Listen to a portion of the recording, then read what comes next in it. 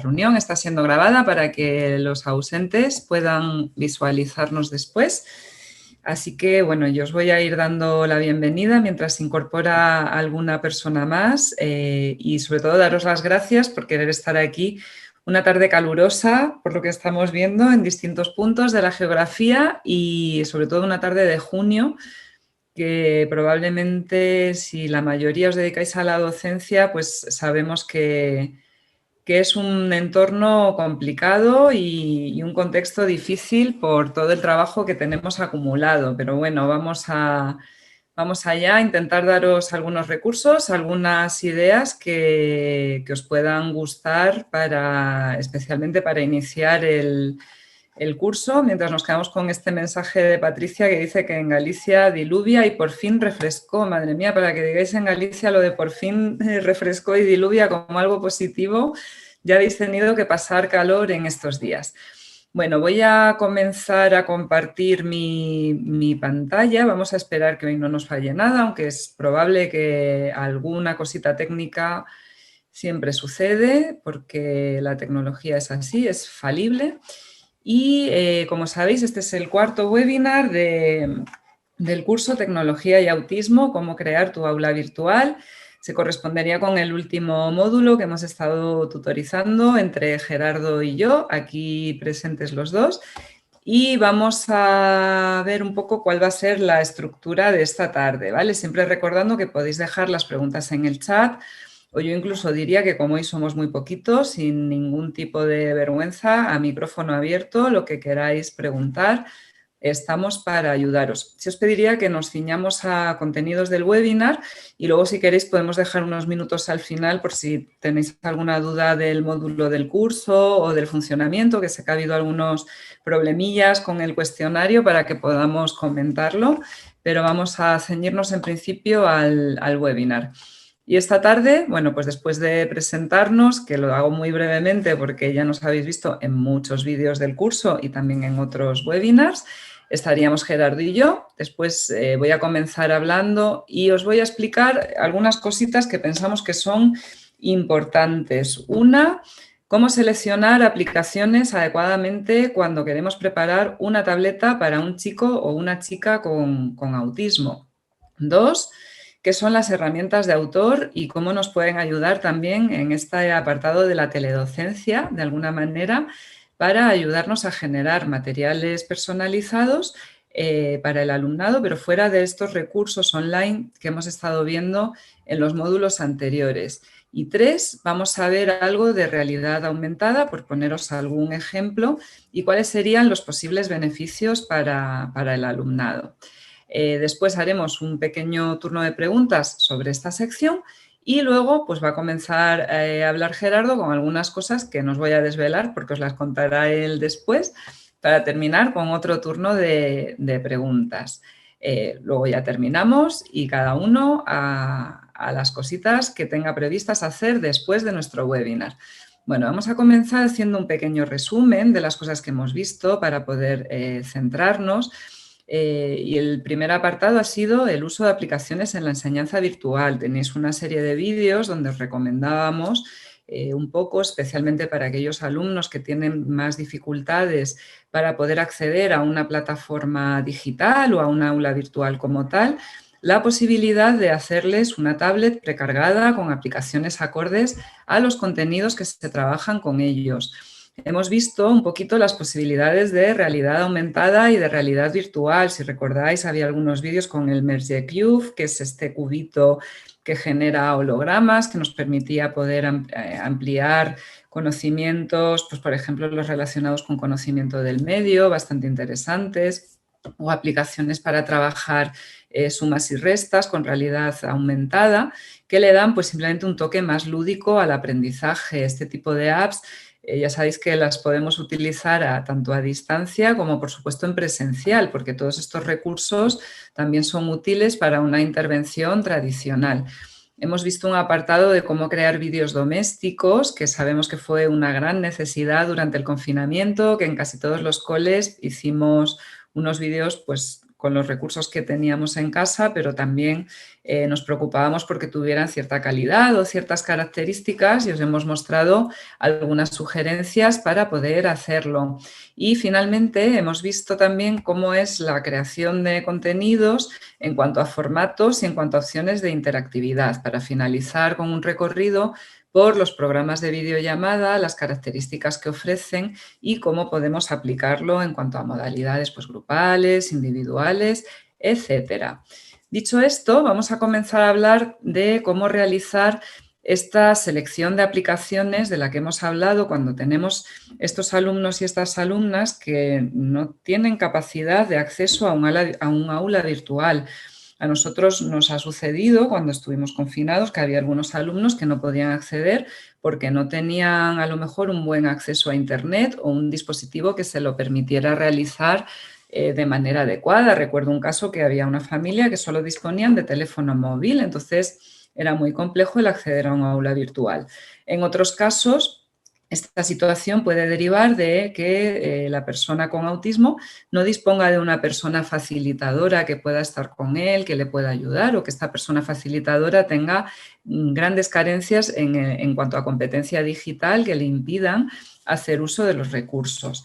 Y finalmente habría otro grupo de personas con autismo que por sus características cognitivas y por las dificultades para comprender, para interactuar, para prestar atención, para permanecer sentado o otras características, no podían tampoco acceder a estas aulas. Y para estas personas sí que veíamos que podría ser recomendable el poder enviarles a casa de alguna manera, o bien un iPad o una tablet que tengamos en las escuelas, que podamos precargar y configurar con aplicaciones, o aprovechando recursos que tengan en la propia familia y que los podamos preparar también como un elemento de mejora de esta intervención a distancia, ¿no? Que no se quede sin hacer nada aunque tenga que estar en casa, sino que pueda acceder a un contenido educativo.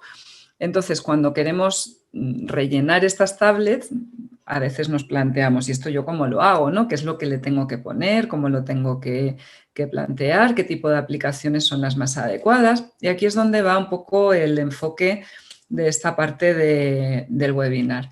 En primer lugar, podríamos decir y tener que hay que considerar que las aplicaciones son un recurso de intervención junto con muchos otros recursos, ¿vale? El enviar una tablet con contenidos es una posibilidad, como lo es también el sugerir actividades que puedan hacer con elementos que tienen en casa. Entonces, tenemos que considerarlo siempre como un recurso más, es decir, que si no contamos con ellos, no quiere decir que no podamos seguir interviniendo, porque sí vamos a poder hacerlo.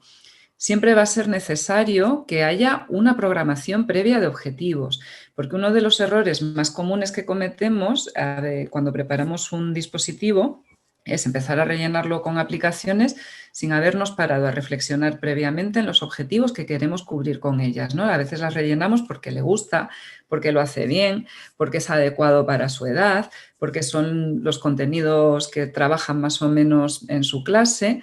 Pero la pregunta que nos tendríamos que hacer es ¿a qué objetivo de intervención responde, ¿no?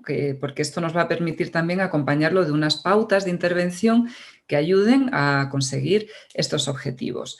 Cuando vamos a seleccionar las aplicaciones, siempre tenemos que tener en cuenta a la persona. Cuando intervenimos en autismo es muy difícil elaborar recursos para todo un grupo, porque dentro de ese grupo va a haber mucha diversidad y muchas personas que de forma individual van a tener preferencias diferentes, competencias diferentes y también necesidades diferentes de intervención. Entonces tenemos que conocer bien a cada persona, no a la persona con autismo, sino a Juan, a Pedro, a Rosa, a Sara, y elaborar bueno, pues este perfil sabiendo qué es lo que le gusta, qué es lo que no le gusta, cómo se relaciona con la tecnología, si es una persona que sabe pulsar, si sabe arrastrar, si tiende a engancharse, ¿no? y a utilizarlo de forma rutinaria y repetitiva, o si por el contrario es capaz de dejarla cuando se le indica. Todo esto nos va a ofrecer una información muy valiosa para poder seleccionar las actividades y para poder ofrecer pautas de intervención. Entonces necesitamos no solo los objetivos que habremos planteado, sino también conocer cómo la persona se relaciona con la tecnología y cómo es capaz de aprender a través de ella. hay que hacer una planificación como con cada actividad o con cada material que queremos utilizar con nuestros alumnos y alumnas. Entonces, esta planificación tiene que incluir, por ejemplo, tiempos.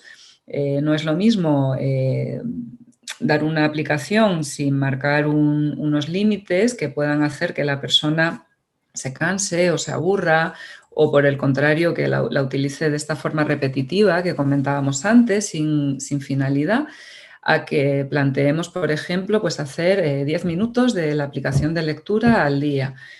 Puede ser una manera de gestionarlo, o la periodicidad, ¿no? ¿Cuántas veces es necesario que lo haga a la semana para que esto pueda empezar a dar algún fruto?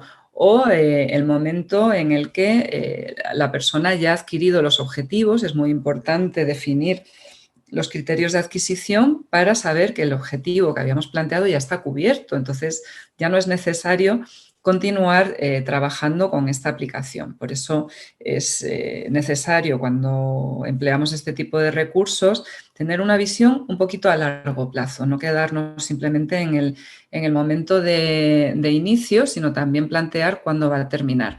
Aquí tenemos puesto también la palabra niveles de apoyo, y esto es muy importante porque habrá personas que necesiten tener a otra persona con ellos, ayudándoles, explicándoles, traduciéndoles y dándoles las ayudas que necesiten. Habrá niños y niñas que las puedan usar de forma autónoma, pero a lo mejor necesiten un temporizador externo que les indique la cantidad de tiempo que va a durar la actividad.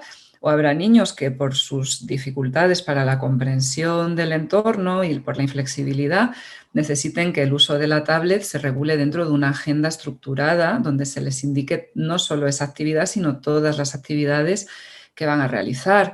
Podemos tener niños que necesiten un refuerzo adicional cuando terminen la tarea. Entonces, tenemos que definir también estos apoyos y tenerlos preparados para que la actividad sea exitosa. Y otra consideración que creo que es importante poner encima de la mesa es el hecho de que en muchas ocasiones, cuando no tenemos todavía desarrollado un criterio claro o no tenemos mucha experiencia en el uso de estos dispositivos, podemos pensar que todas las aplicaciones que nos recomiendan para personas con autismo o que se mencionan como útiles o como diseñadas específicamente para personas con autismo son válidas para todos, y esto no es así. ¿Vale? Las aplicaciones serán válidas para Juan, para Pedro y para Elena, y esta misma aplicación puede que no sea válida para Sara y para Jesús. Tenemos una vez más que remontarnos a este conocimiento de la persona, a haber establecido previamente los objetivos y pensar que hay aplicaciones con autismo que no son válidas para todo el mundo y que hay aplicaciones que no están diseñadas para niños y niñas con autismo, incluso que son de uso general entre toda la población y que sí pueden ser perfectamente válidas y utilizables. Entonces, aquí tenemos que hacer un criterio un poquito más personalizado. Y un poco con estas ideas es posible que empiecen a aparecer algunas preguntas en nuestra cabeza, ¿no? Que a veces nos puede costar resolver, sobre todo cuando nos enfrentamos a que tenemos una variedad de dispositivos o a que vamos a recomendar una compra de un dispositivo, de una aplicación. Una duda muy común es el pensar, es una duda que además se pregunta mucho en todas las formaciones, ¿no? ¿Y qué es mejor, Android o iOS? Bueno, pues aquí no hay ganadores ni hay perdedores, simplemente volvemos a lo de antes, qué es lo que quieres conseguir y qué recursos existen para conseguir este objetivo. Os pongo un ejemplo. Si el uso de una tablet es, por ejemplo, para un programa de comunicación aumentativa que le permita tener voz a la persona para llevarla a distintos entornos, tendremos que elegir el tipo de sistema que mejor le viene, el tipo de programa que mejor le viene. Y normalmente estos programas o están para un sistema operativo o están para otros. Hay algunos que están para los dos, pero esto ya nos lo va a definir, ¿no? Las características del propio programa. En general, hay mucho más desarrollo de aplicaciones para iOS que para Android, ¿vale? Esto es en general, pero, por ejemplo, hay algunos tipos de aplicaciones que puede que en Android pues tengan más desarrollo. Entonces, depende de lo que necesitemos. Esta pregunta ya nos la hemos respondido en la diapositiva anterior. ¿Qué tipo de aplicaciones utilizar, ¿no? Las que son específicas o otras de tipo general. Pues desgraciadamente tampoco tenemos una respuesta cerrada, es otro depende, pero un poco, bueno, pues teniendo estas premisas de que respondan a objetivos, a necesidades, a capacidades de la persona. Y una pregunta que sí que nos solemos plantear mucho y que además a veces pues crea un poquito de polémica es acerca de utilizar software gratuito o software de pago. Por software entendemos las aplicaciones, ¿vale? Yo me he encontrado en muchas ocasiones con comentarios del tipo, no, yo solamente utilizo aplicaciones gratuitas y además solamente uso Android porque en Android hay aplicaciones gratuitas. Bueno, pues vamos a empezar a desmontar algunos mitos, ¿vale? El primero es que ningún software es gratuito. Esto es un secretillo que hay detrás. Puede que el coste de ese software no lo estemos pagando los consumidores finales, pero todo software tiene un coste. Y de alguna manera sí que puede que lleguemos a pagarlo los consumidores finales. ¿Por qué? Porque muchas veces el coste del software es la publicidad que tenemos que ver cuando descargamos una aplicación. Y un elemento publicitario, como vamos a ver después, es un elemento distractor para un niño y además es un elemento que puede hacer no solo que le distraiga la atención, sino que incluso al pulsar sobre este elemento salga de la pantalla y acceda, por ejemplo, a una pasarela de compra de otra aplicación o a una pasarela de una casa de apuestas o a cualquier tipo de página web que nos estén publicitando en ese momento. ¿Qué sucede? Pues que hay muchos desarrolladores que para poder asumir los costes del desarrollo, que insisto, tienen todas las aplicaciones, optan a la publicidad como una manera de conseguir estos ingresos. Entonces, de alguna manera u otra, si no lo estamos pagando en dinero, lo estamos pagando en distracción o en riesgos para la persona que está utilizando la tecnología. En otras ocasiones hay software gratuito que se mantiene sin publicidad y que está muy bien, pero que en un momento determinado, cuando el desarrollador ya no puede asumir los costes o decide que ha llegado el momento de dejar de hacerlo, elimina esa tienda esa aplicación de la tienda de aplicaciones o deja de darle mantenimiento, porque todas estas actualizaciones que se instalan siempre en nuestros dispositivos, tanto del sistema operativo como de las apps, son actualizaciones que implican que el desarrollador tiene que hacer un trabajo para irse ajustando a las mejoras tecnológicas que existen. Y cuando el desarrollador no cobra por su trabajo, pues es posible que en un momento determinado deje de hacerlo. Esto pues no tiene mucha importancia si la aplicación es un puzzle, un memory o una aplicación de colorear de las que tenemos cientos, pero cuando por ejemplo es un sistema de comunicación o una aplicación con un aprendizaje un poquito más específico, puede ser un problema importante para la persona que de repente deja de disponer de este recurso. Entonces, es simplemente una reflexión de que a veces quitar la publicidad de una aplicación te cuesta €1 y muchas veces preferimos dejarla por no pagar este euro que luego seguro que gastamos en cualquier otra circunstancia y podríamos darle un poco más de calidad al recurso que estamos ofreciendo a la persona con quien trabajamos. Vamos a continuar con esta parte de selección de aplicaciones y vamos a ver un poco cómo tendría que ser la evaluación previa de la persona, porque hemos dicho que tenemos que conocerla para poder decidir qué es lo que se ajusta mejor a ella. Aquí sería muy importante valorar cuál es su nivel de comprensión, si va a comprender la aplicación sin necesidad de ninguna ayuda, si es capaz de comprender o de leer un texto escrito, si va a necesitar, por ejemplo, una instrucción visual en forma de animación que le indique lo que tiene que hacer, es decir, qué cantidad de información necesita la persona para saber lo que se espera de ella en relación con la aplicación. Por otro lado, tenemos que saber también qué códigos emplea la persona, con qué sistemas está familiarizado. Por ejemplo, en España utilizamos actualmente de forma mayoritaria pictogramas de Arasac. Dentro de estos pictos, además, sabéis que hay distintos modelos para las mismas palabras.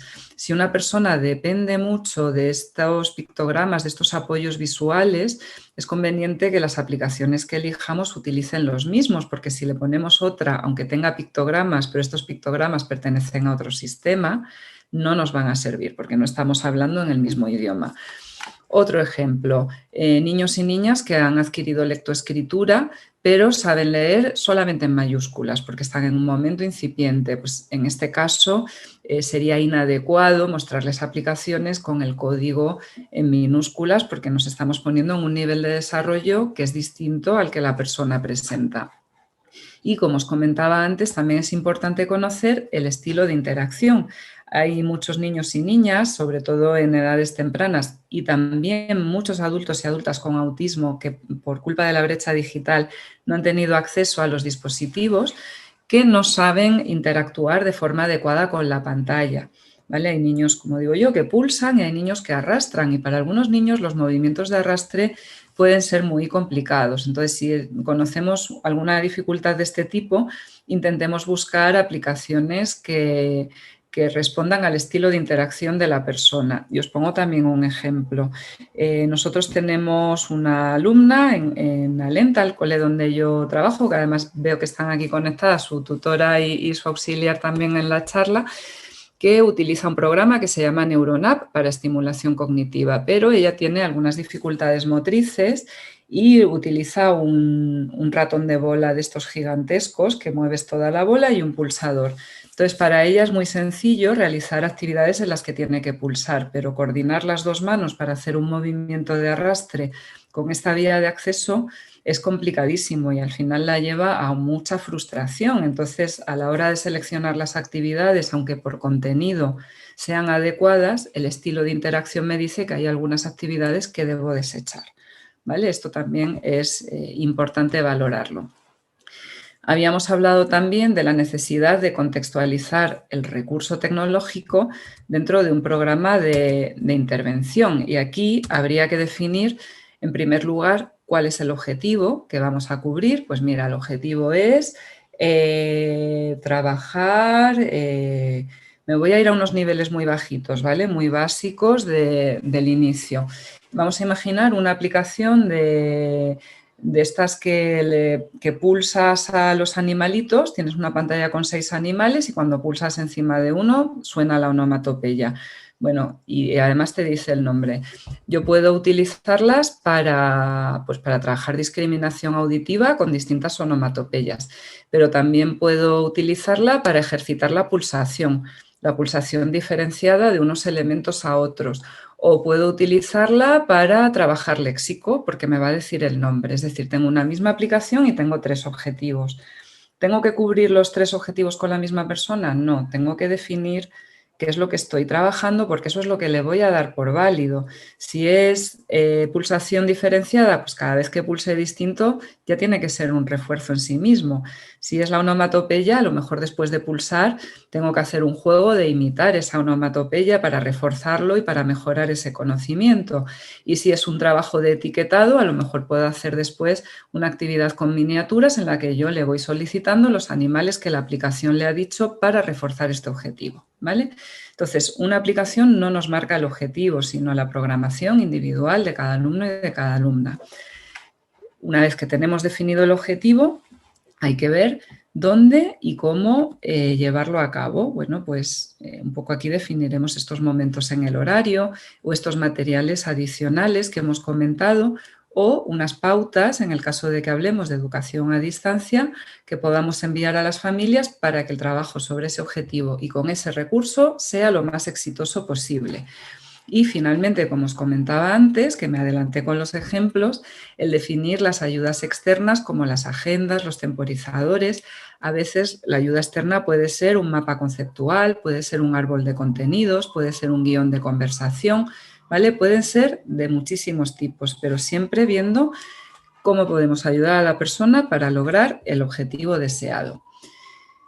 A tener en cuenta que las estrategias de metodología que empleemos sean siempre las mismas. Es decir, si en un trabajo presencial o en un trabajo físico nosotros estamos empleando aprendizaje sin error, vamos a intentar que cuando utilicemos tecnología, las aplicaciones que busquemos respondan al aprendizaje sin error, porque si son aplicaciones que es ensayo-error, estoy utilizando metodologías que son un poquito contradictorias, ¿no? No estoy hablando el mismo código todo el tiempo.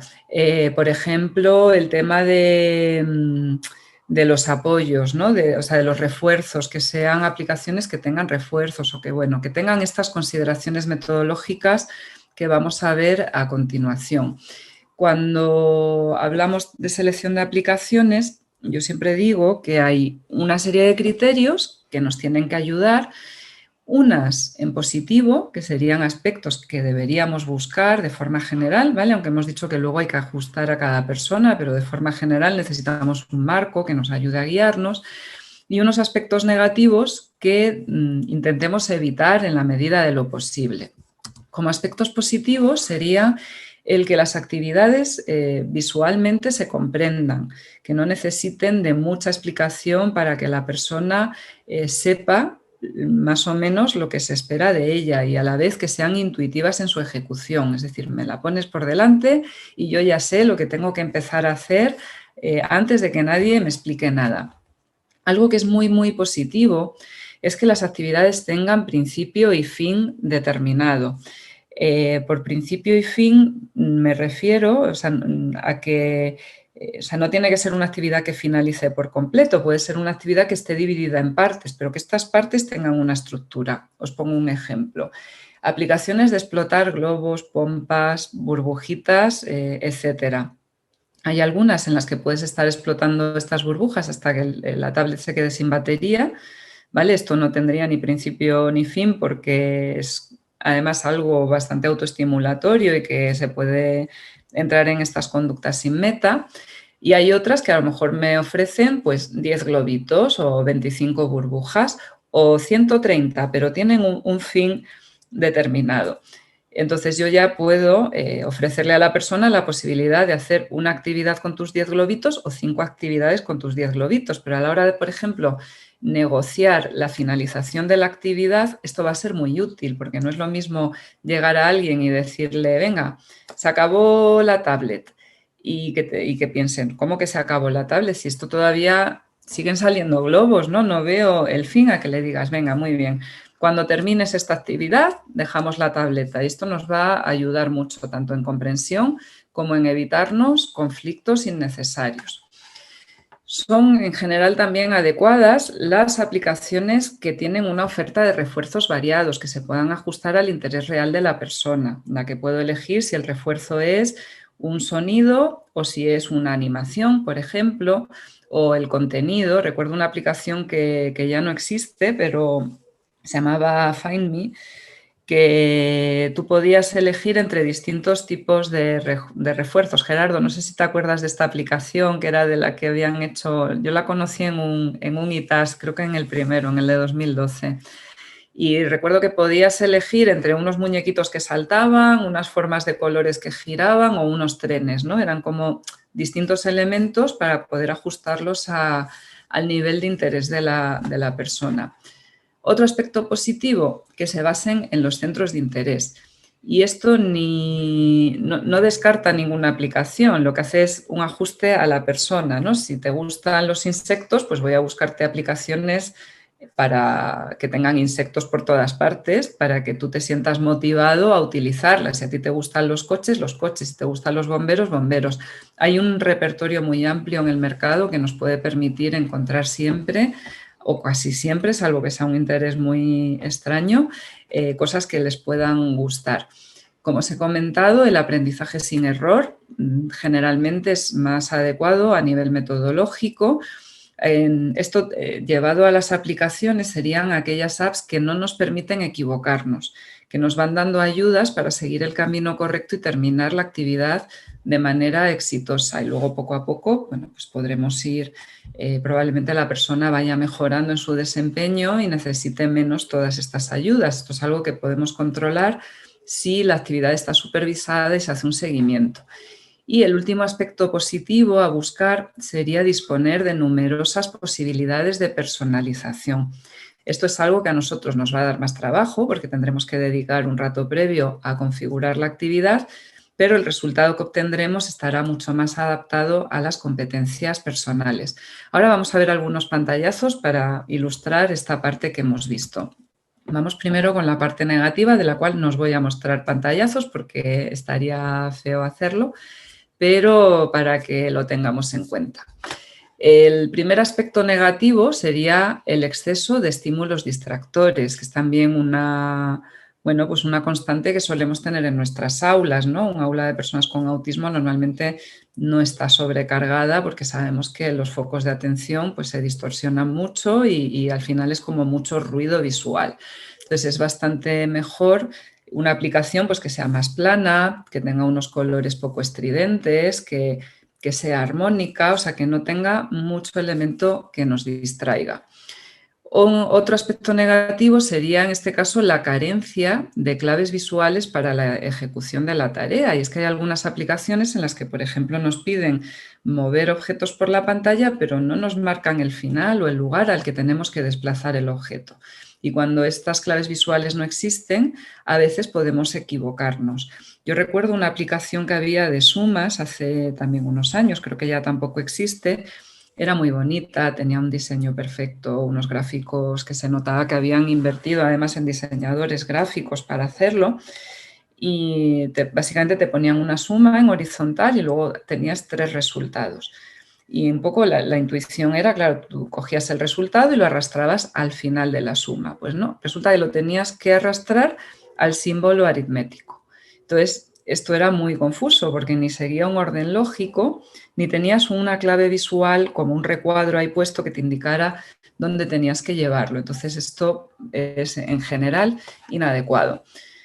Otro aspecto inadecuado son los refuerzos negativos, que son un gran caballo de batalla. Seguro que os ha sucedido, niños y niñas, que empiezan a equivocarse siempre en una aplicación porque el sonido que la aplicación desprende cuando te equivocas es muy estimulante. No, no, no, no, no, no, o cositas así que son muy divertidas y que hacen que el aprendizaje al final se corrompa de alguna manera, ¿no? Porque si tú encuentras el estímulo en el error sin saber que estás errando, puede que tu aprendizaje no lo construyas bien. Entonces, yo normalmente recomiendo huir de este tipo de refuerzos y en caso de que no podamos huir de ellos y la aplicación nos guste mucho, simplemente quitar el sonido. Normalmente son más de tipo auditivo que de tipo visual y se puede configurar fácilmente. Y por último, pues el que tiene que ver con la personalización, como hemos comentado antes, que si emplea códigos con los que la persona no esté familiarizado, pues no nos sirve de mucho porque no va a facilitar la comprensión. Algunos ejemplos, bueno, pues os he puesto, por ejemplo, iSecuencias, que la están actualizando ahora, como un ejemplo de aplicación visualmente comprensible. A mí me van a dar 3 tarjetas en la parte superior y abajo 3 recuadros en blanco a los que tengo que llevar las tarjetas. Entonces se comprende bastante bien lo que hay que hacer. Ejemplo de intuitivo en su ejecución, las matrices de Nathan, que tiene distintas aplicaciones, además están para iOS y para Android, replican una matriz de madera con unas piezas y rápidamente sabemos que tenemos que colocar las piezas en su sitio, aunque no sepamos cuál es su sitio, porque ahí está la dificultad, pero es intuitiva en cuanto a lo que hay que hacer, ¿no? Se trata de ordenar algo desordenado. Actividades con principio y fin, pues por poner un ejemplo, Pepi Play, donde tenemos una serie de pequeños juegos en los que, bueno, pues tenemos que resolver una situación. En este caso es una situación en un cuarto de baño donde tengo que hacer, bueno, pues tenemos que hacer muchas cosas, porque mirad cómo está, pues corte de pelo, uñas, mugre, todo. Pero cuando la actividad termina, termina. Entonces siempre puede ser, venga, ponemos al niño guapo y se acabó la actividad. O vamos a poner guapos a 3 niños. Bueno, pues ponemos guapos a 3 niños, pero siempre con principio y fin. Como ejemplo de opciones de configuración os traigo la de números especiales, que es una aplicación de noción de cantidad, donde podemos, por ejemplo, indicar el rango numérico, que no tiene por qué empezar en 1. Podemos trabajar primero del 1 al 5, luego del 5 al 10, luego combinar del 1 al 10. Entonces me va a dar muchas posibilidades. Me va a permitir, por ejemplo, configurar el tipo de objetos, si quiero bolas, bichos, lápices, etcétera, etcétera. O si quiero números con número o escrita la palabra del número 1 o 2, ¿no? Escrito, y muchas otras opciones. Vamos a continuar. A partir de los centros de interés, pues si nos gustan los caramelos, pues caramelos. Si nos gustan bomberos, bomberos. Hay muchas cosas. Para aprendizaje sin error, por ejemplo, leo con Lula. En este caso, si el niño lleva la palabra pez a gato, te sombrea gato para llamar tu atención sobre la tarjeta correcta. Y otro tipo de aspecto que podemos mirar en las apps, como hemos comentado antes, para facilitar la comprensión, estaría relacionada con las instrucciones que recibe la persona, sobre todo si prevemos que la va a utilizar solo cuando la enviamos al hogar, que no va a poder disponer de una persona facilitadora a su lado. Las instrucciones visuales es lo que le va a indicar lo que tiene que hacer, lo que se espera de ella cuando la aplicación no es todo lo visualmente comprensible que pudiera ser. Y estas instrucciones pueden ser de distinto tipo, pueden ser escritas, a veces nos saldrá el mensaje escrito, a veces la aplicación va a empezar a hablar y unas veces se va a apoyar en la parte escrita y otras simplemente nos va a hablar. Otras veces va a haber instrucciones visuales, pues a veces nos sale una tarjeta de inicio, ¿no? Con unas flechitas o con algún tipo de indicador. Y lo más práctico, a mi juicio, serían las animaciones como esta, que permite que aunque no tengas una comprensión oral muy desarrollada y no tengas acceso a la lectoescritura, os voy a poner el vídeo, me sale una mano de ejemplo que me muestra lo que tengo que hacer. No sé si la habéis visto. En este caso, pues sale una mano de ejemplo. Vamos a verla otra vez, que coge al osito y lo desplaza a su sitio. Entonces te ofrecen un modelo que luego es fácil replicar por la persona. Entonces, este tipo de instrucciones nos van a permitir ganar en autonomía de la persona. Vamos a ver, un segundo, vale. Los últimos criterios que debemos tener en cuenta a la hora de seleccionar aplicaciones serían, como hemos dicho, evitar siempre que se pueda la publicidad y el acceso a vínculos externos, entre otras cosas porque si papá o mamá tienen asociado un medio de pago, podemos gastar dinerito y esto a veces pasa en unas proporciones bastante grandes y principalmente, aunque no haya un medio de pago asociado, por el impacto de distracción tan grande que puede tener la persona o de acceso a contenidos inadecuados, que puede suponer incluso un riesgo al emplear estas tecnologías de una manera un poquito inadecuada. También podemos considerar como un criterio o un aspecto que podemos necesitar las opciones de bloqueo. ¿Por qué? Porque configurar algo que luego no tiene protegido el acceso a la rueda de herramientas y que permite que cualquier mano pequeñita o no tan pequeñita desconfigure todo, pues puede no ser la mejor opción. Entonces, todas estas aplicaciones que, por ejemplo, te piden una suma, que además cada vez las hacen más complicadas, no sé, pero a mí a veces ya me empiezan a costar cuando empiezan con las sumas de 3 cifras con 2 cifras y tú ya estás al final del día y no puedes más. Pero todo esto va a evitar bueno, pues que se acceda a donde no se debe. Y si no, podemos encontrar muchas veces opciones de bloqueo en los propios dispositivos, como es el caso del control de la interacción en dispositivos con Android y del acceso guiado en dispositivos con iOS.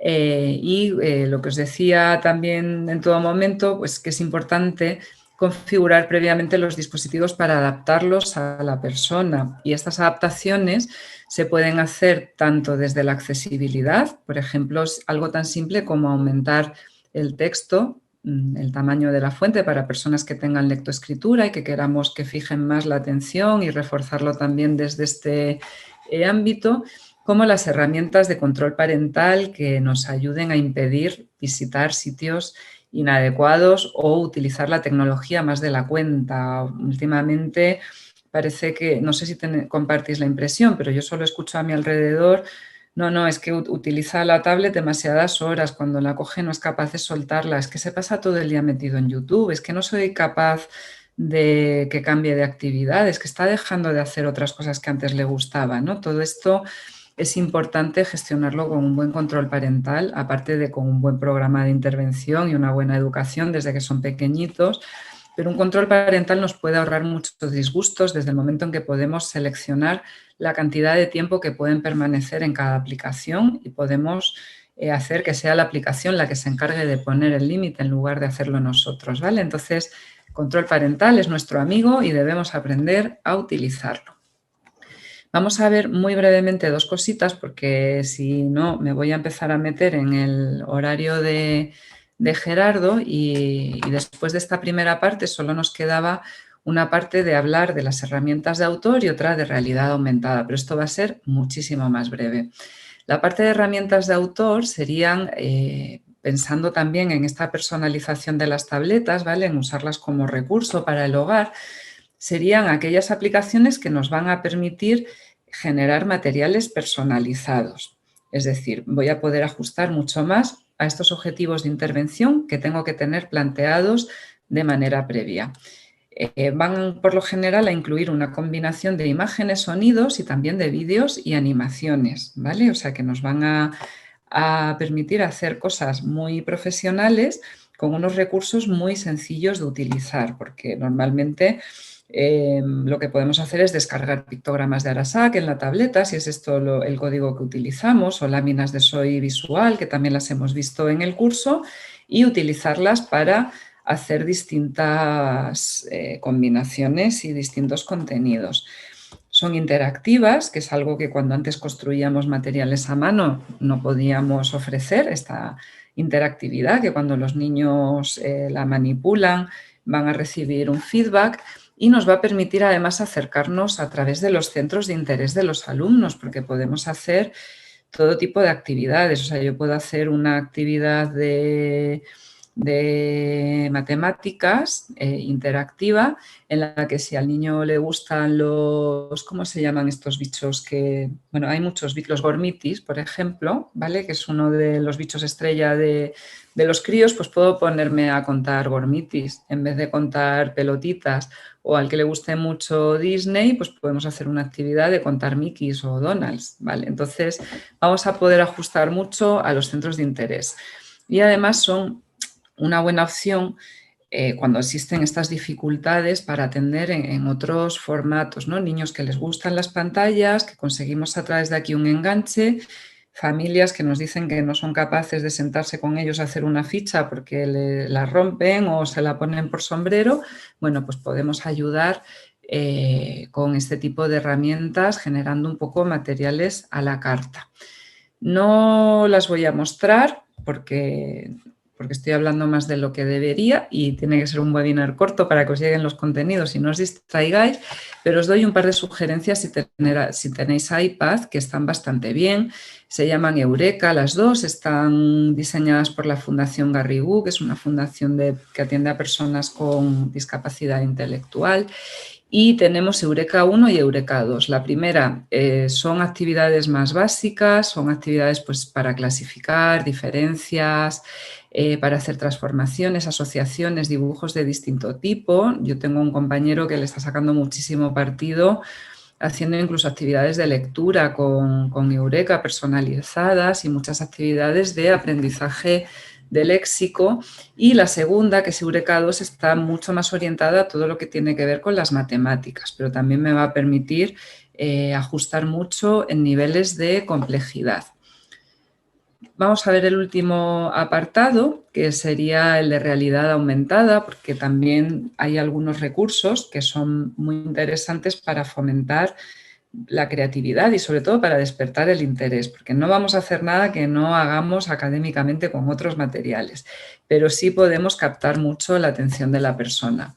Primero vamos a recordar qué es la realidad aumentada y es aquella que nos permite superponer capas de información sobre un entorno real, que es donde se encuentra la persona, de manera que a través de mi teléfono o a través de mi tableta yo voy a ver mi habitación, pero también voy a ver otras cosas que están encima, superpuestas, que son lo que llaman los elementos aumentados, ¿no? Además de aprendizaje, tiene un potencial grande para el desarrollo creativo, ¿vale? Para que la persona pueda expresarse, pueda tener una herramienta con la que hacer algo y además con la que superponerlo en el entorno. Entonces, esto es un estímulo muy, muy grande para algunos chicos y para algunas chicas. Y en ocasiones pueden requerir de algunos elementos externos para activar estas capas de realidad aumentada. Serían aquellas aplicaciones que tienen que enfocar a una marca determinada, que a veces son, bueno, pues si alguna vez veis como unos dibujos extraños de cosas negras sobre fondo blanco, por lo general son marcas de realidad aumentada. O elementos como este cubo Merge que hemos visto, Merge, no sé cómo se pronuncia, que lo hemos visto en el curso, que el cubito físico cuesta como unos 30 euros, pero hay un imprimible, no sé si lo tenéis en el curso, creo que sí que lo pusimos como un recurso descargable y si no se busca en internet, que te construyes el cubo imprimiéndolo y te activa pues una serie de hologramas estupendos. Entonces, además de ser una buena opción para el estudio, también puede ser adecuado para el ocio, que es una dimensión muy importante del desarrollo de la persona. Incluso en el hogar es una demanda de las familias, ¿no? Para poder ayudar a cada persona a mejorar y aumentar sus centros de interés con otras cositas que le puedan gustar. Os he seleccionado un par de ellas, también porque las tengáis y luego al final del todo que da tiempo os las enseño, ¿vale? Pero una se llama Art Studio, que es una aplicación que desarrollaron desde Twinkle, que es otro recurso que os hemos puesto en el curso, con recursos que tienen muchos descargables sobre todo. Y esta aplicación lo que me permite es hacer un dibujito y después cuando le doy aquí al icono de la realidad aumentada me lo proyecta con un marco como si fuera una obra de arte que puedo colgar en una pared de mi casa. Entonces es como, hago mi dibujo, me queda precioso y además veo cómo queda en mi habitación y además puedo hacer un pantallazo y luego hago una exposición de mis obras de arte, ¿no? Es una posibilidad. Y esta, bueno, pues os la he elegido porque hay muchos niños que les gustan los dinosaurios y también es algo muy divertido, se llama Monster Park y lo que hace es que te genera pues como un parque jurásico en toda la habitación, además según vas moviendo pues tienes tus montañas, bueno, aquí veis el ordenador con la presentación de ahora porque justo la aplicación que tenía preparada en esta diapositiva se ha caído de la tienda de aplicaciones, de estas cosas que pasan. Os quería enseñar algo que si os pudierais descargar, entonces he hecho la captura de pantalla sobre la marcha y por aquí está Gerardo y por aquí está la presentación de hoy. Y entonces veis cómo estoy superponiendo una capa de realidad de un parque jurásico sobre mi pantalla y el gotelé de la pared. Entonces, bueno, pues puede ser también una opción divertida para jugar, para interactuar y para hacer cosas nuevas. Y esto es lo que os quería yo contar. Entonces, si queréis, hacemos un pequeñísimo, no sé si tenéis alguna pregunta, algún comentario. Veo que Patricia dice que no con la cabeza. Eva, ¿tú tienes algo? Que te veo también. Tampoco. David, os tengo que preguntar a los que tenéis la cámara, claro que sois a los únicos que veo. Perfecto, bueno, pues si no, yo le doy el paso a Gerardo y al final de la sesión cualquier cosita comentamos, ¿vale? Venga, pues Gerardo, todo tuyo. Gracias, Lupe. Vale, ya puedo compartir, ¿verdad? No, me tienes que dejar compartir. Te tengo que dejar compartir, venga, pues vamos a dejarte, que estaría feo no hacerlo. A ver... te hago anfitrión. Vale, yo creo que ya usted es el anfitrión, muy bien.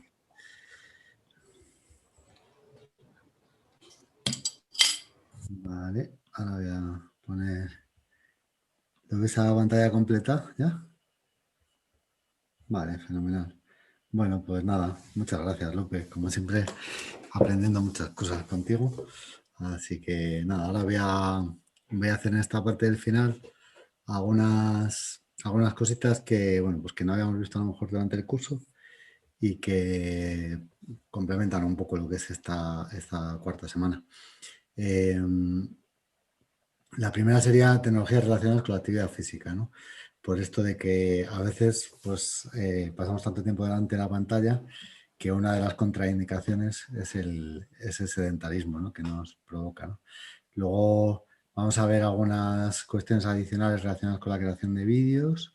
Nada, simplemente comentar algunas de las cosas que ya estaban en el módulo, pero ampliar alguna información.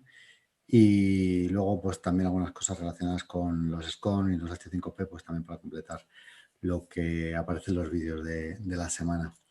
La propia Organización Mundial de la Salud tiene como unas recomendaciones sobre la cantidad de ejercicio físico que hemos de realizar pues, para prevenir enfermedades, ¿no? Y para encontrarnos bien.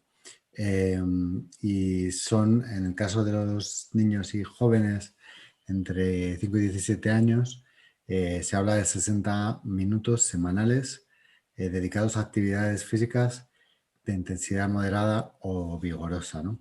Si hablamos de personas ya mayores de 18 años, pues hablamos de 150 minutos también semanales de actividad moderada o 75 de actividad vigorosa.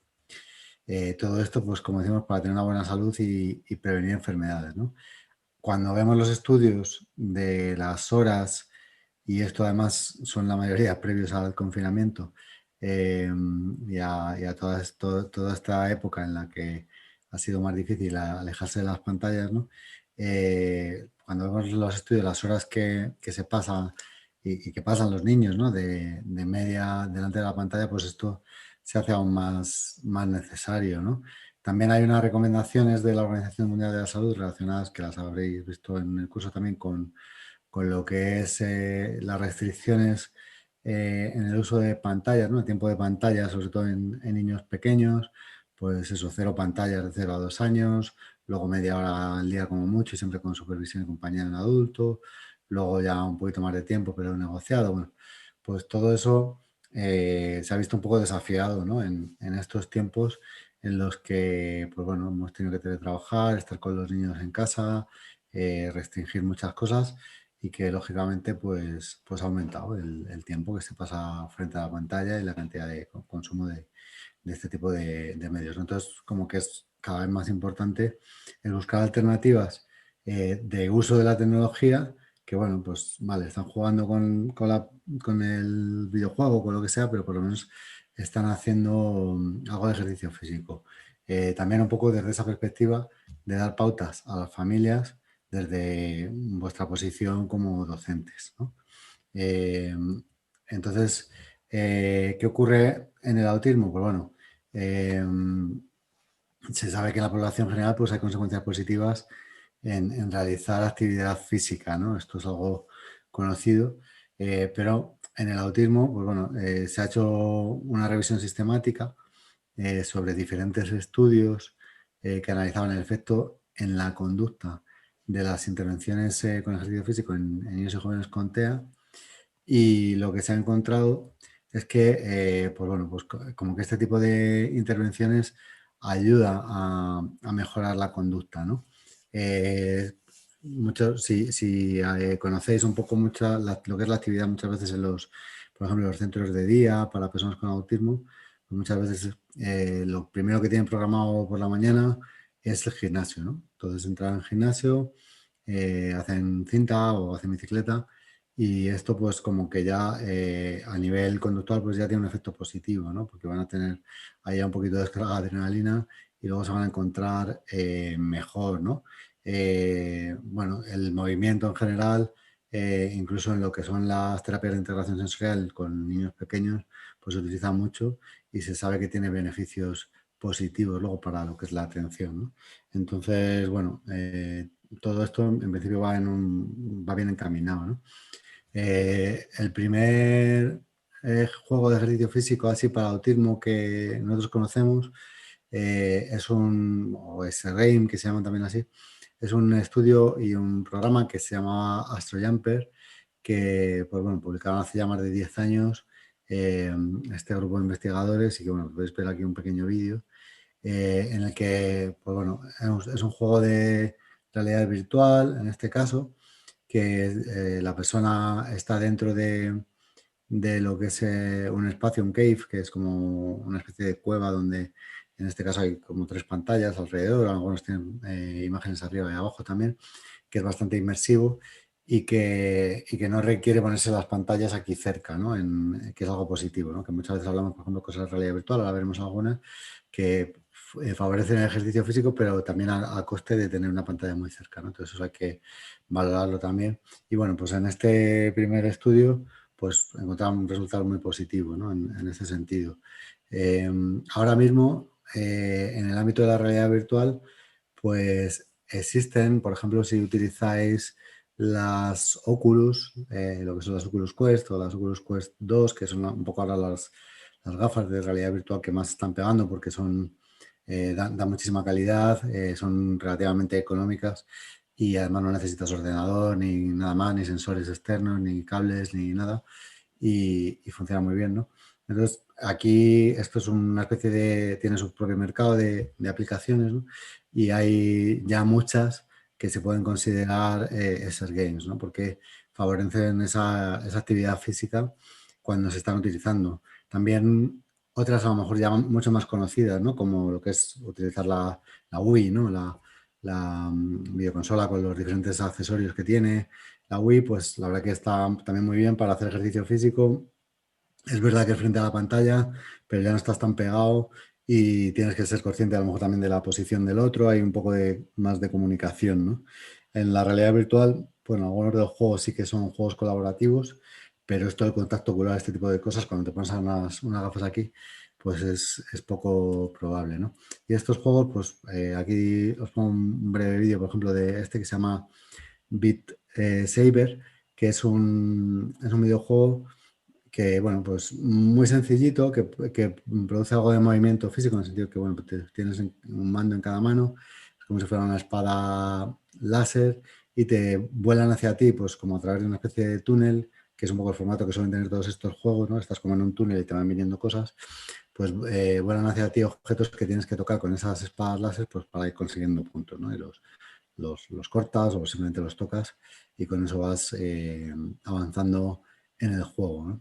También vienen de vez en cuando, vuela como hacia algún bloque, algún muro que tienes que echarte a un lado para esquivarlo y eso pues también produce movimiento físico. Al final, este es uno de los más sencillos porque alguien enseña algún otro que bueno, que tampoco es que sean muy complicados, pero que a veces ya cogen más velocidad.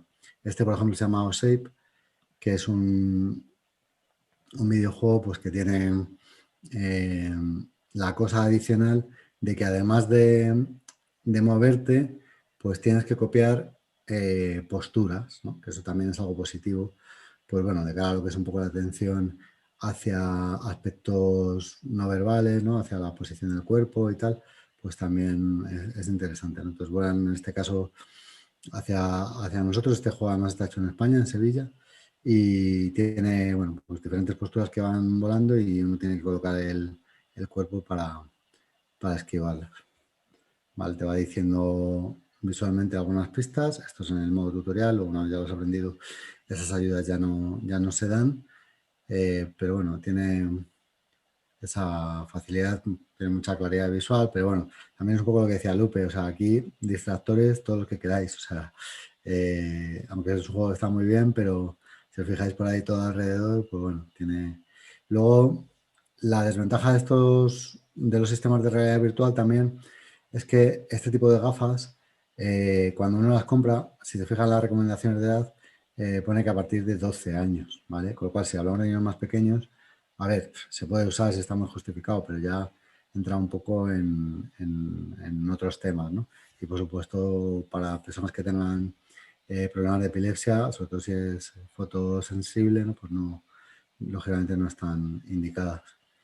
Y luego hay otro juego que se llama eh, Audio Trip, que este ya es, bueno, un nivel avanzado, ¿no? O sea, aquí no hay posibilidad de ir despacio, va a toda velocidad y, bueno, es más divertido a lo mejor para personas que puedan tener una velocidad de procesamiento así rápida y tal, y que puedan manejar y que con los otros se aburran, pues sí que puede interesar, pero de luego que como punto de partida, pues no sería. A mí, por lo menos, como podéis ver, me cuesta bastante manejarlo, ¿no? Y eso que está en el modo facilito.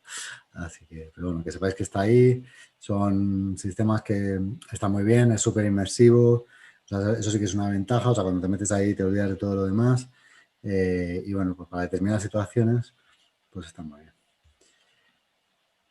luego nosotros hicimos hace años, y estamos ahora trabajando, que ya la tenemos casi acabada, en la última versión, hicimos un programa que se llama Pictogram Room, ¿no? La habitación de los pictogramas, que es un sistema de los que decía antes Lupe, ¿no? En realidad aumentada, donde utilizamos un sensor de profundidad, como por ejemplo Kinect, pero Kinect, que lo conocéis, que ya sabéis que ya no se vende, que solo se consigue de segunda mano, pues bueno, ahora ha sido sustituido por decenas de sensores, ¿no? que hay que funcionan muchísimo mejor, que dan mucha más precisión, que bueno, pues tienen otras características mucho más avanzadas. Entonces, estamos haciendo una versión de este sistema para estos otros sensores y que además funcionen en cualquier ordenador, ¿no? Entonces, aquí lo que tenemos es un poco, partimos de la idea de que muchas veces las personas con autismo, a pesar de que utilizan los pictogramas y los memorizan, yo me acuerdo, pues hablando hace muchos años con Pedro Hortázar, que el otro día dio un seminario en uno de los cursos de Orange con Lupe, él me decía que él estaba convencido de que muchas veces las personas con autismo no reconocían realmente lo que nosotros veíamos en un pictograma, ¿no? Cuando le preguntábamos eso a Pedro, pues decían, es que me he dado cuenta de que cuando se estropea un pictograma porque ya está muy trillado, ¿no? Y se le ha despegado el plastificado, o se ha roto, o lo ha chupado, lo ha mordido, cualquier historia, y volvemos a hacer otro, aunque es el mismo dibujo que yo lo tenía guardado en el ordenador y lo he impreso y lo he vuelto a plastificar, a lo mejor ha salido un poquito más grande, o un poquito más pequeño, o la tinta de otro color, o ya como ya no está el plástico roto de antes, pues ya no lo reconoce, ¿no?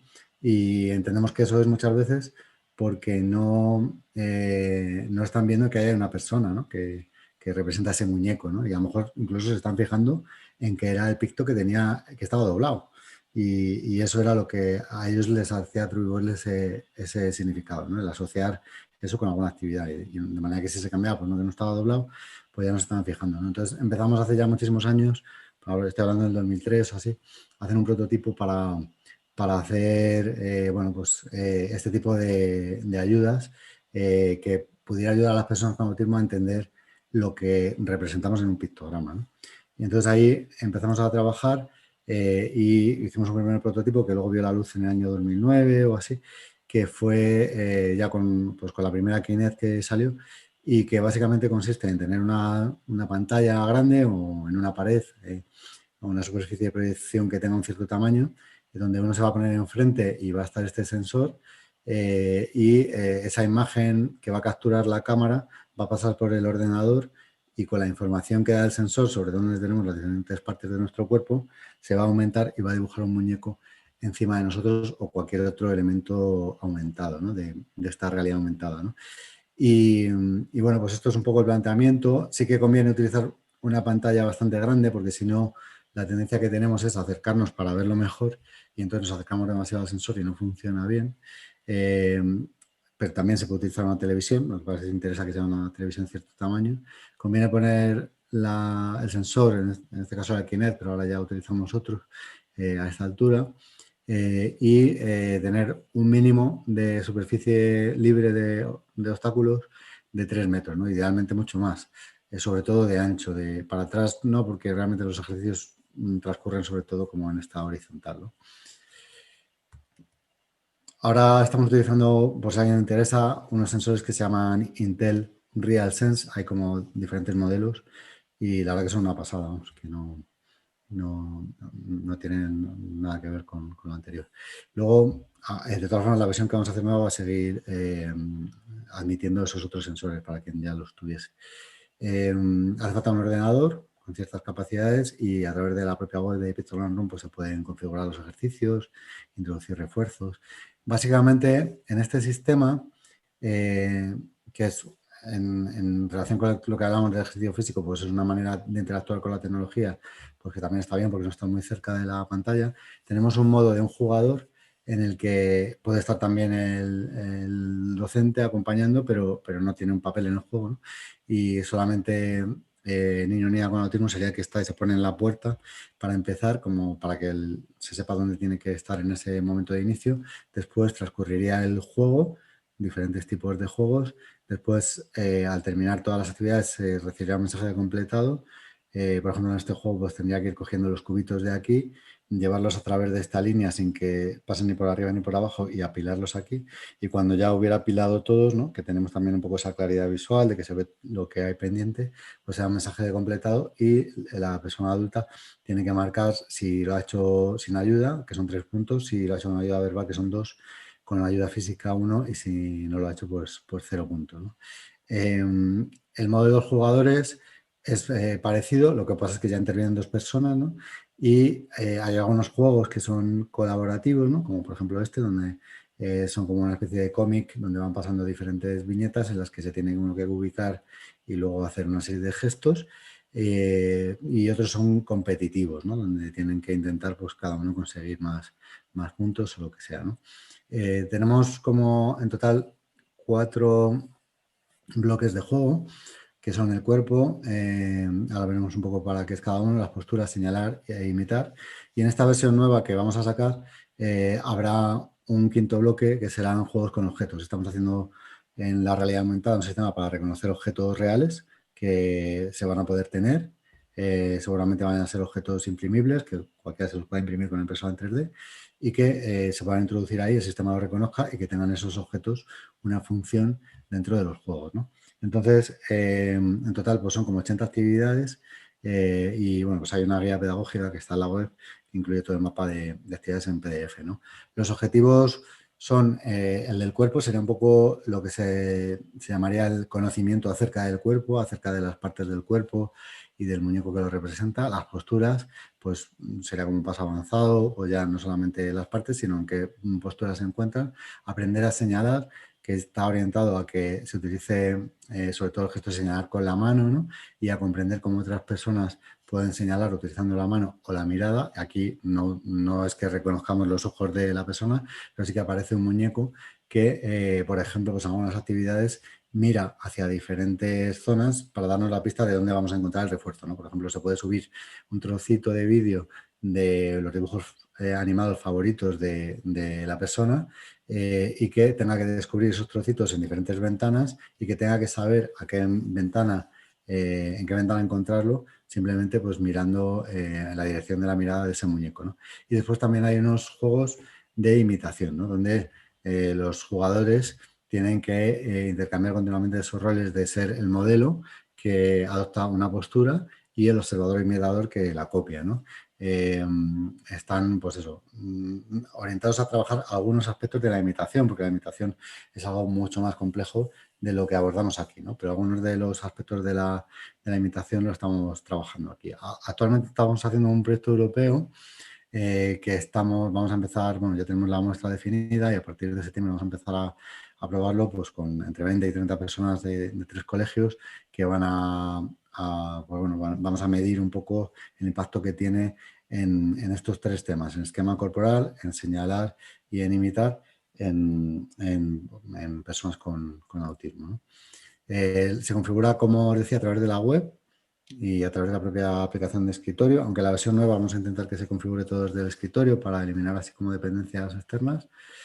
Y bueno, pues hay, de luego dentro de la propia aplicación hay muchas opciones de configuración también actualmente, ¿no? Como si queremos que se vea el muñeco o no, si el fondo queremos que sea un color plano o que sea la imagen de vídeo que se está capturando con todos los distractores que podemos tener detrás en la sala, las duraciones de los turnos, bueno, diferentes aspectos que se pueden configurar y bueno, la puntuación que se da al final, ¿no? Luego la propia interfaz de manejo, a través de la que accedemos a los diferentes ejercicios y actividades, pues se va viendo ya lo que ha conseguido antes. Es decir, si ha tenido, por ejemplo, una puntuación de 2, en ese botón de esa actividad, antes de entrar, ya vemos que hay 2 bolitas iluminadas, ¿no? Lo que nos indica que la última vez que entramos ahí ya llegó a ese nivel, ¿no? Y esto nos facilita saber pues de una manera muy clara y en todo momento en qué punto se encuentra la persona, ¿no? Y luego toda esa información se va agrupando también en estos botones que son los que dan acceso a los diferentes grupos de actividades, ¿no? Hay algunas actividades aparecen inicialmente bloqueadas, pero bueno, para que se vayan desbloqueando con el uso de las anteriores. Y nada, voy a enseñar un vídeo. Si busquéis en YouTube hay unos cuantos vídeos de gente que de manera totalmente espontánea, pues ha decidido compartir lo que habían hecho. Y esto es uno que se publicó hace ya un montón de años, pero que a mí me gusta más porque es así como un poco más divertido, en un centro que se llama Nuestra Señora de Lourdes en La Coruña. Vale, voy a ver si puedo poner sonido. Uy, no sé, no he visto nada, ¿verdad? Bueno, pues es una pena porque sí que tenía esto. Vale, bueno, el caso es que es un poco con música, se escucha una canción y bueno, pues aquí está primero el monitor, ¿no?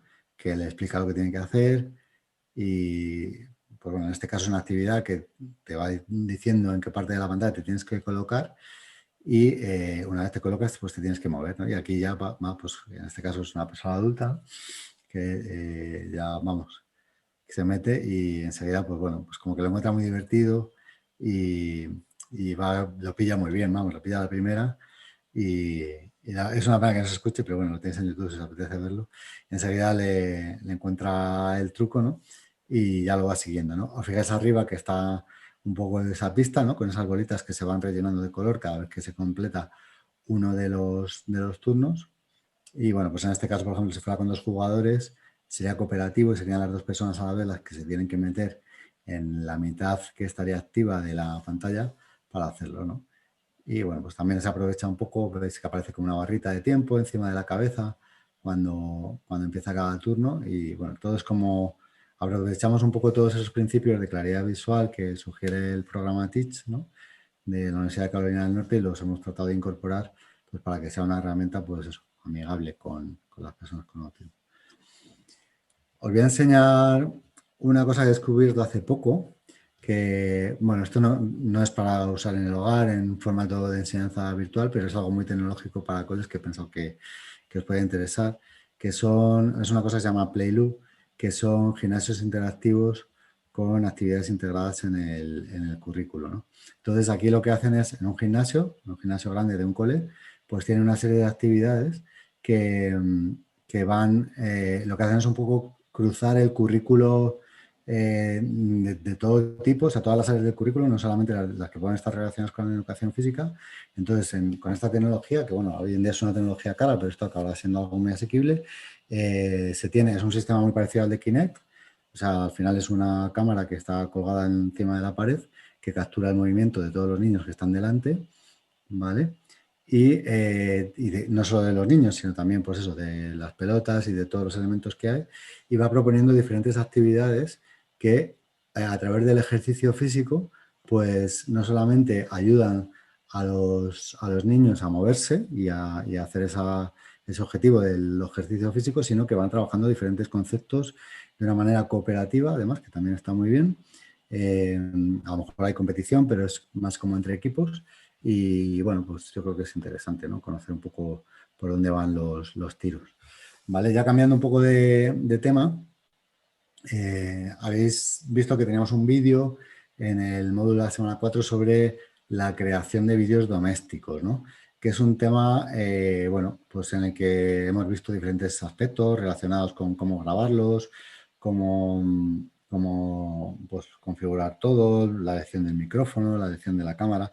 Y una de las cosas, por comentar así también cuál ha sido nuestra experiencia, ¿no? Que a lo mejor no era algo para poner un vídeo que luego está ahí tan disponible, es el tema de la tela verde, ¿no? La dichosa tela verde que a nosotros, pues, ahora ya como que lo tenemos muy integrado en nuestro día a día, somos capaces de montar la tela verde en un momento y ponernos a grabar, ¿no?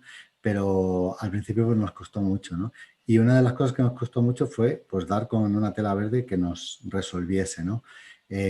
Por el tema de, pues, bueno, principalmente el que la tela esté estirada. Me parece una tontería, pero cuando te pones a grabar un vídeo donde necesitas extraer esa imagen de fondo para poder utilizar luego tu propia imagen dentro de un PowerPoint o de cualquier escenario educativo, pues puedes buscar en Amazon y te aparecen cientos literalmente de telas verdes que puedes comprar, ¿no? Entonces, para ayudar un poco en esa guía, si alguien se ve un poco en esa situación de hacerlo, porque no es solamente para grabar vídeos realmente, también vale para el Zoom. Yo ahora mismo, por ejemplo, estoy aquí con una tela verde, ¿no? en esta sesión y puedo elegir un fondo el que quiera para bueno, pues un poco olvidarte de todas esas cosas y conseguir que salga de una manera aceptable, ¿no? Que no de repente te desaparezca un brazo, una oreja o parte de la cabeza, ¿no?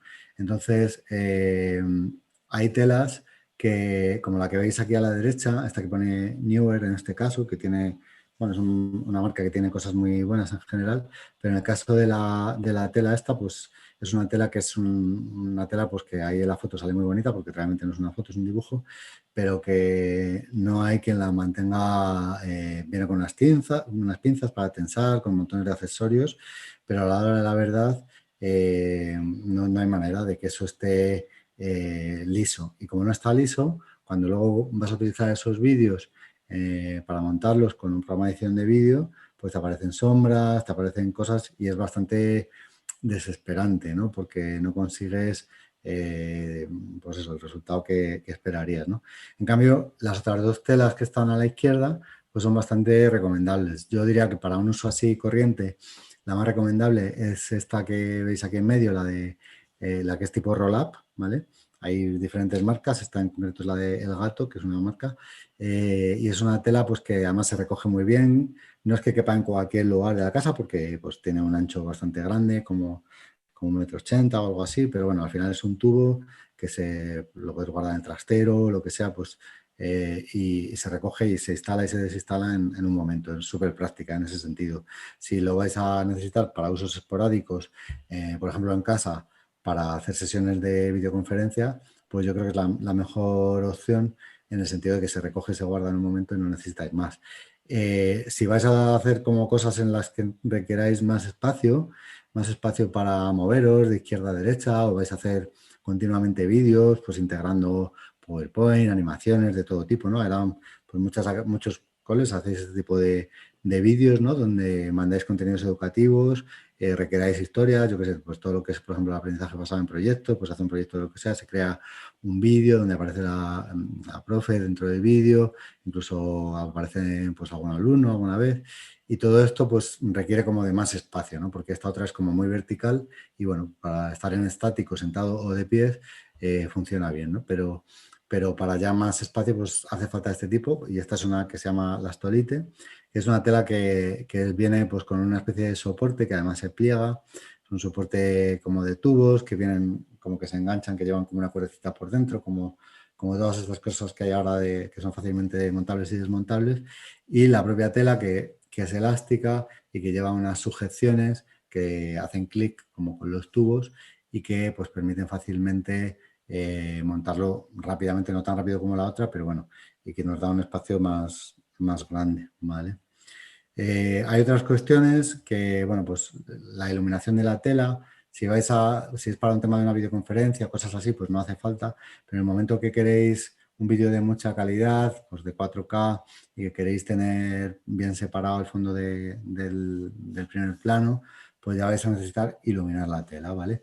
Y vais a necesitar además colocaros a una distancia con respecto a esa tela, que para como mínimo pues va a tener que ser medio metro, 70 centímetros y lo recomendable es pues eso, 1 metro, metro y medio, cosas así, ¿no?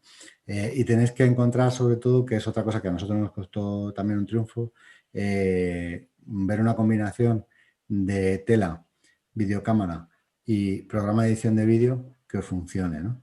Y en ese sentido, pues yo creo que lo más recomendable es comprar cosas que podáis devolver, ¿no? Porque sabemos que muchas veces en algunos tipos de tienda pues las devoluciones no se admiten, ¿no? Y si compras algo que no te soluciona, pues lógicamente vas a necesitar poder devolverlo, ¿no? Entonces, eh, la cuestión del programa de edición de vídeo, si queréis hacer algo ya un poquito más profesional, una opción muy recomendable es Camtasia, que pagas una única licencia, no es una licencia barata, pero bueno, la pagas una vez, la tienes paga siempre.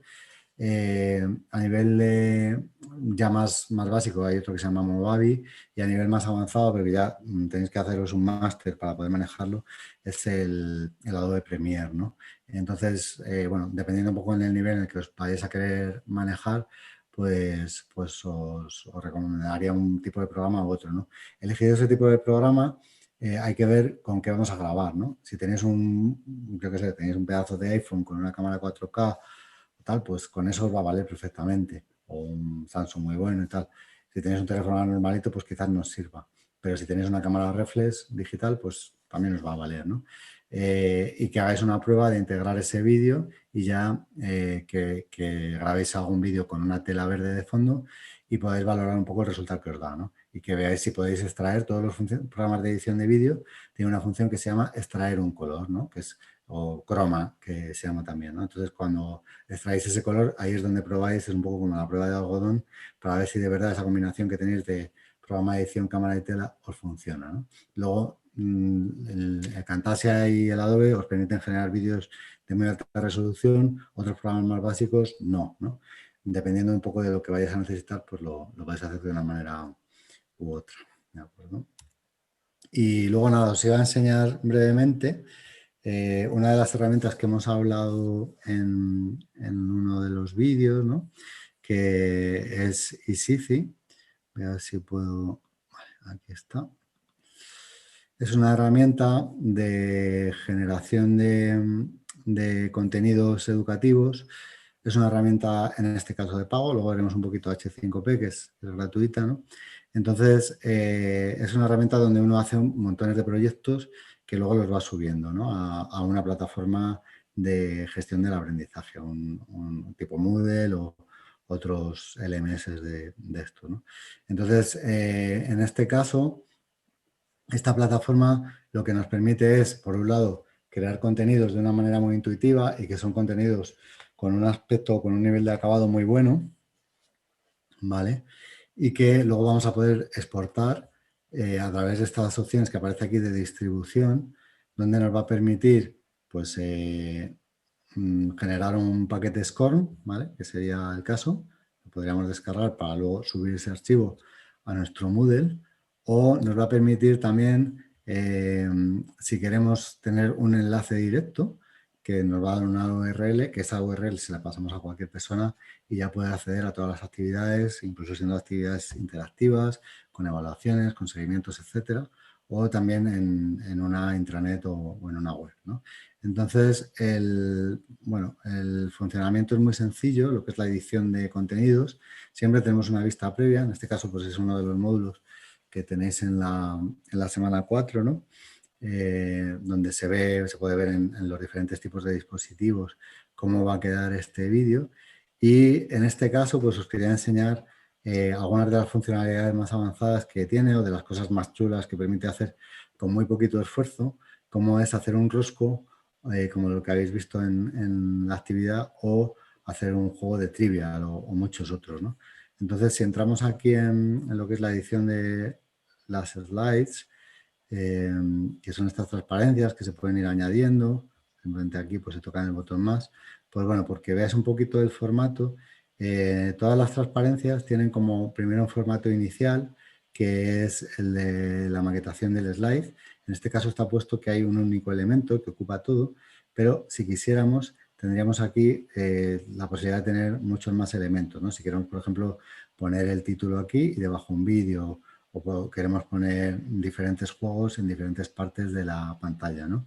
Aquí lo que está puesto es uno solo, y si tocamos en él, que es este, ¿no? En este caso es el trivial, pues tenemos en este caso diferentes categorías, ¿no? de preguntas, en este caso creación de vídeos, preguntas sobre creación de SCORM o también otra categoría llamada otros, ¿no?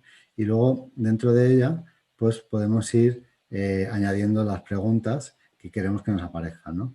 La ventaja de esto principalmente es eso, que nos olvidamos de tener que aprender, pues a lo mejor a programar si queremos hacer una cosa parecida con otras herramientas, ¿no?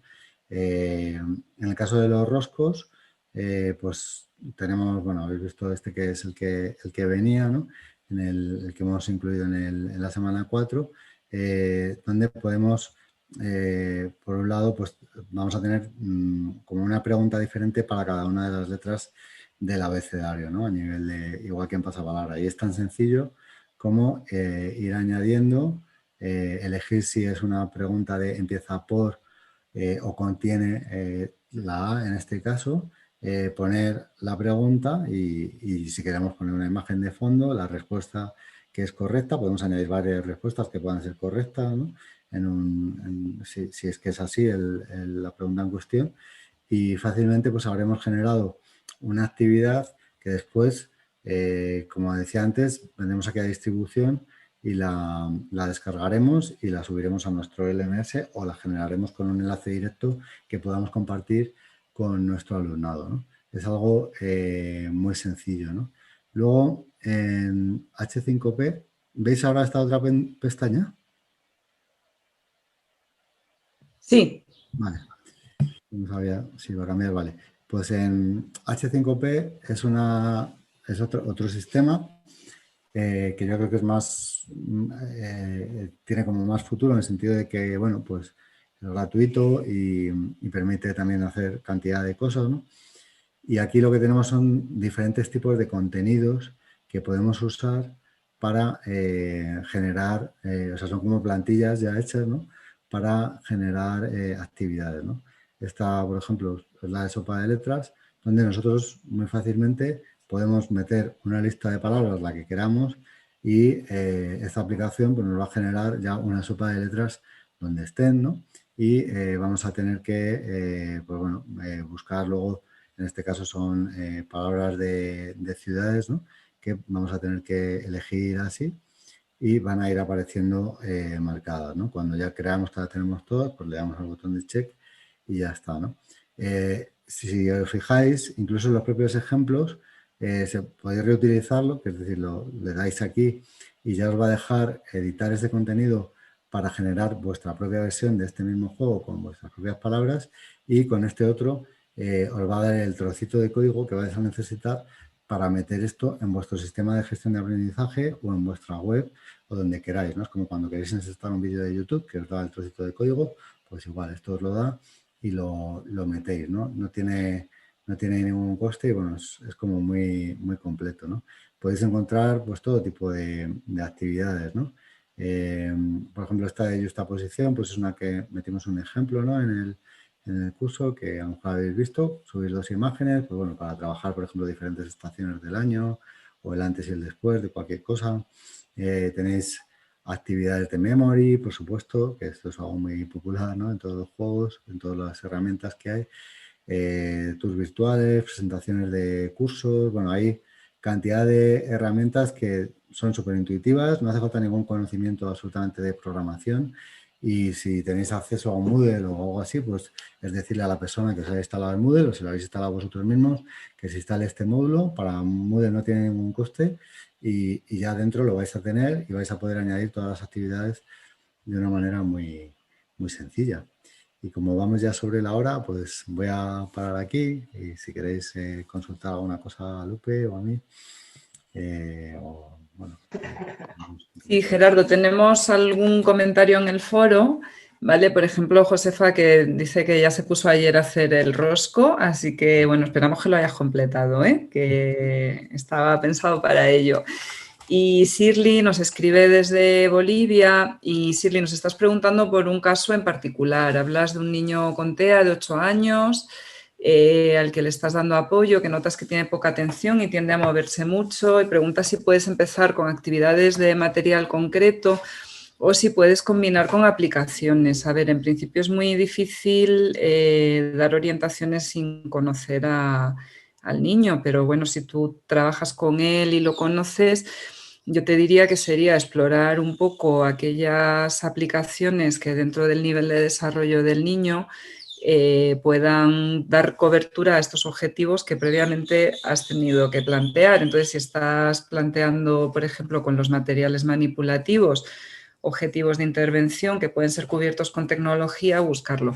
Te voy a apuntar el enlace de un curso que tenemos abierto ahora mismo con su matrícula abierta, que se puede ir haciendo, bueno, muy poquito a poco, y que lo que estamos haciendo es colgar análisis de aplicaciones en concreto, ¿vale? Detallando por categorías de apps, un poco cómo son y qué posibilidades de uso ofrecen, por si te sirve como banco de recursos en el que buscar, porque tenemos ya colgadas, ¿cuántas, Gerardo? Como unas 30 más o menos debe haber, o Sí, aproximadamente, o alguna más.